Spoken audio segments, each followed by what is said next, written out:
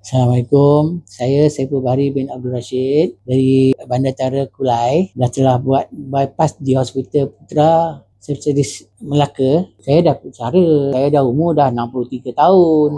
Ada anak saya masih lagi 5 tahun lagi. Saya daripada Kedah dah buat angiogram. Dapati saya ni dia blok 3 blok. Jadi saya tak boleh buat angiogram. Jadi cuma boleh buat bypass saja. Saya dah tanya juga, doktor apa saya ni pasti nak kena buat. Saya ada jalan yang tersumbat ni.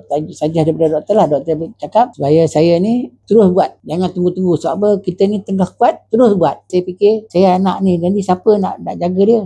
Baik saya buat bypass. Sampai ni saya jumpa doktor Carencin ni. Alhamdulillah dia pun okey. Good lah orang dia. Dengan dia pun alhamdulillah dia bagi tahu penerangan dia bagus, bagi semangat. Kita tak rasa apa-apa, terus datang hospital tanggal 16 tu masuk duk rawat, tu besoknya 17 terus buat. Siapa-siapa yang ada sakit jantung yang tersumbat ni, bagus-bagusnya pergilah buat bypass ni. Sebab bila dah tersumbat, bila kita boleh out, dia boleh meninggal. Kesianlah anak bini kita. Tapi alhamdulillah dah anak saya semua happy lah, dia orang suka lah. Memang saya recommend bagus lah. Pernafasan saya pun alhamdulillah sekarang baik. Daripada hari tu macam sekarang ni macam boleh berlari katanya. So main badminton pun boleh. Mana lagi? Putra lah.